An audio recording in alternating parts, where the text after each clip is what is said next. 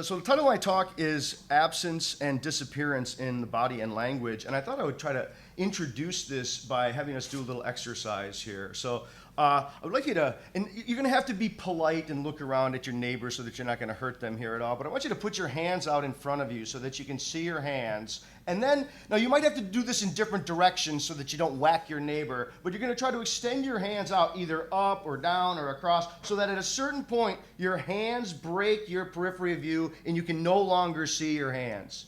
Everybody achieve that in some way? You can no longer see your hands? Okay, everybody done that? Okay, now, fish don't have any arms and their eyes are on the side of their heads. Do they even know they're there? I don't think they do. I think that's why they swim the way they do. Now, maybe occasionally they discover they're there when they bite a hook and get pulled out of the water. There's a sudden flash of illumination that they were there. Now, I think we can admit, we're not fish. They're not maybe as sophisticated as we are. We don't want to underestimate their sophistication, but try it a different way. When was the first time in your own life when you discovered you were there? When did you discover that you were there? Right? That you were, 3 or 4 or 5, somewhere along the way, you realized that in addition to all the situations and the wonderness that was going around you, there was a you that was there in addition to all that. And what sort of happened there was you realized that you were an other, in particular an other for others. That is, you realized that you were an object in the world that others could see, rather than just being the kind of clearing that is the world. Now, what I want to do is try to introduce this, again, notion of absence and disappearance. And the DYS for disappearance represents the kind of direct, manifest appearance that the body takes during dysfunction, and it's to suggest, in contrast to that, for the most part, our bodies are absent. Now, when I say they're absent, one of the great books here is called The Absent Body by Drew Leader, but he's trying to talk about the difference between the body as it's lived, that is your body as you actually live it, and the body as a cadaver, or the body of the other that's just an object set to the surface of the skin, just sort of as it occupies space, at least as the other person could see it. I think when we see the body of other people, it looks like it's just a physical object in space and time and is confined to the surface of the skin. But that's not how we experience our own body. We experience our own body as the flight and the clearing which makes room for those situations in which we find ourselves.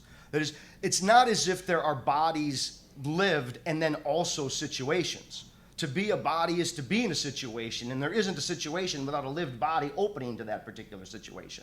Situations are bodies as they're lived. Now, looking at another person, we can sort of see them as an entity within a situation, but that's us creating that situation in which they're just an object in that situation, right? We're always more than that. Now, think of this in some way. We could talk about the way that we occupy space. Now, if I take a marker here and I say how much space does it occupy, I can submerge it in water, and we can assess the amount of water that's displaced and say, well, that's the occupancy of the marker. And this is Archimedes' crown, right? Irregularly shaped items, we can measure them. But when I say that I occupy space, the way I occupy space as a lived body, not just a body that others can see, that's not how I occupy space at all. Because I can take this and put it in a drawer and do no harm to it. For us, as lived, we can have too tight of confinements. We occupy space largely. Not only do we need vistas and distances, and we can feel caged up or confined, but that we occupy spaces that are historical, that are much larger than just the immediate now that the senses can disclose. Now, to say that the body is an absent body is to suggest that in its sensory modalities, in its functionality, the sense organs typically and routinely recede or self-efface for the sake of what they presence. So like right now, I don't see my eyes, and what I don't see, I'm not seeing my eyes, I see you.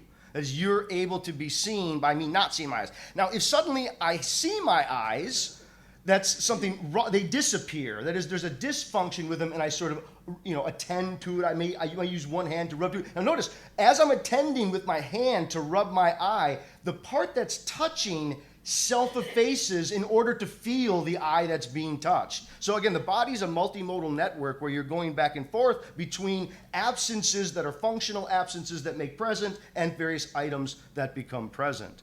So again, as I say, the body itself is naturally absent. It's a functional absence. It's a disappearance for the sake of what it's not. It's the opening and the clearing of the situations in which we find ourselves. But admittedly, we are objects in the world for others, and we can even objectify ourselves. I can look down and I can straighten my pants. I can do other things and manipulate myself in concern of how others see me. Now, I guess what's so interesting is these, hopefully these initial discussions. Well, maybe before I go on to the issue of language, I can't recommend enough a book by Douglas Harding called On Having No Head, right? He was in the Himalayan mountains. Yeah, he was in the Himalayan mountains, and he suddenly looked around and he discovered that he didn't have a head. And it was the single greatest discovery of his life. And have you noticed that you don't have a head? Look around. Everybody's got a head but you. Yeah, where your head isn't, the world is being made room for. And here, notice what we do. We do a very classic confusion because we cover it over in one direction while really missing the insight.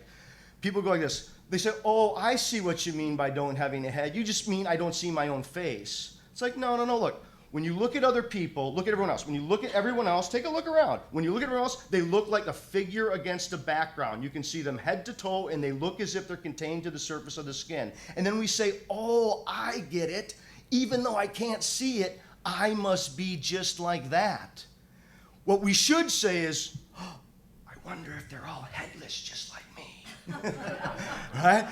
That is, we're each openings of the world, not just simply items, physical bodies that are limited to the surface of the skin. No, the flesh itself is a kind of mysterious opening to what it's not, and it's a kind of ecstatical clearing. Now, all of the properties that I just talked about are just as interestingly, they can be found in the spoken word. That the spoken word is best described as a self-effacing absent body. That is, the native tongue for native speakers, what they can't hear is the noisiness of it, and instead they dwell in the inner temporal expanses of the meaning horizons, of the sense of the words. Now, in the same way that a radically other can look at me and just see me as like an object in space, someone who doesn't know my language can hear my words as if they're just little, just gibberish sounds with sheer materiality and thingliness. That's why when the Greeks used the word barbarian, their term for someone who doesn't speak Greek, barbarian, basically meant they heard people going bar, bar, bar, bar, bar. That is, sounds that were unintelligible, and they certainly weren't openings onto a horizon of intelligibility. Instead, it was something thingly in the environment, right? Now, you can, in certain ways, you can try to make your own native tongue sound as if it were a foreign tongue. I think we've all had this sense. If I say a word like pickle, pickle, pickle, pickle, pickle, at a certain point, it just starts to sound like it has just physical materiality or some sort of objecthood.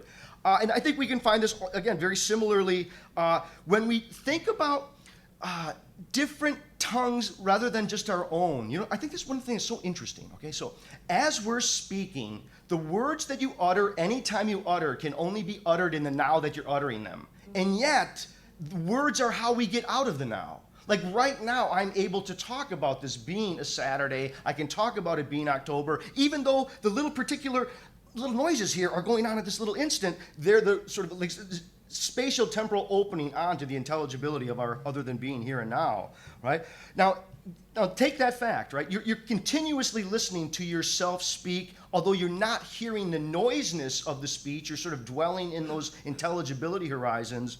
Now, if I were to ask people to go around the room, identify some languages that they don't natively speak but that they hear routinely, I ask them, could you make stereotyped speech sounds of those tongues? I bet many of us in here could. You could go around and you could sort of give the stereotyped speech sound. You don't know the language, but you know kind of how it sounds. But if I were to ask you to give, and you might even be able to do it for native English speakers with regional dialects, like Southern drawl or sort of Canadian yader hey, right? There could be all these different ways that you do it. And yet, if I ask you exactly what does your native tongue sound like, you haven't a clue.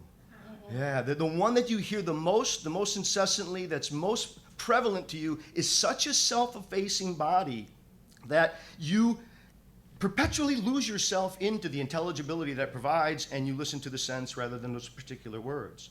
Now, I guess I'm getting down to the last part of my talk, and I guess I want to get to the so what end or the takeaway from some of these observations. I think in one sense it's trying to help us think about, are there certain misunderstandings that we have about people that come from us being surrounded by objects and things, and the way that we could mistakenly think of ourselves as just a thing, a sort of sack of skin that walks around representing the world rather than being the way the world worlds through our headlessness. I think there's all kinds of ways in which we're kind of underestimating who we are as organisms and how organisms are something the world is doing. I think there's a lot of complexities that we need to reintroduce.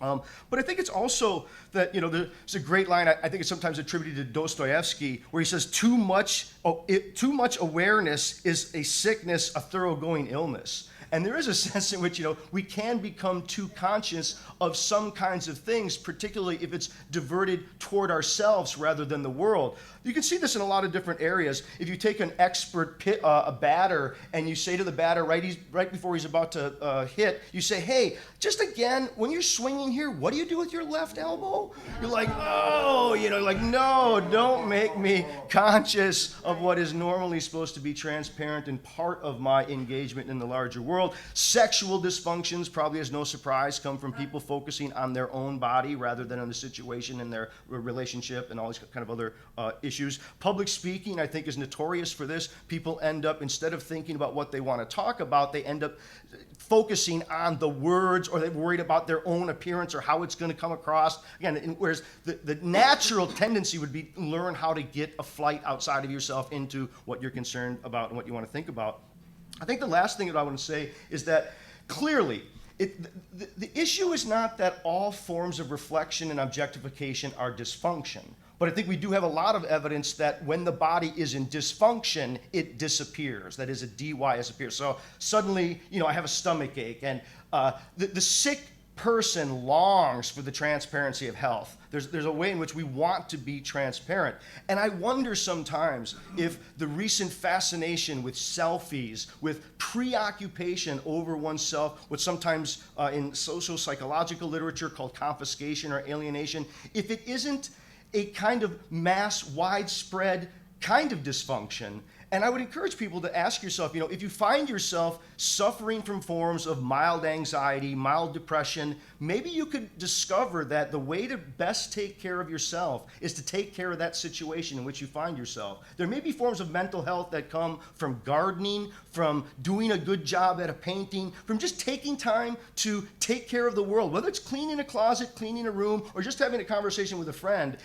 You don't take care of the self directly, because the self that you really are is mostly an absent self. It's something outside itself. Okay, thank you.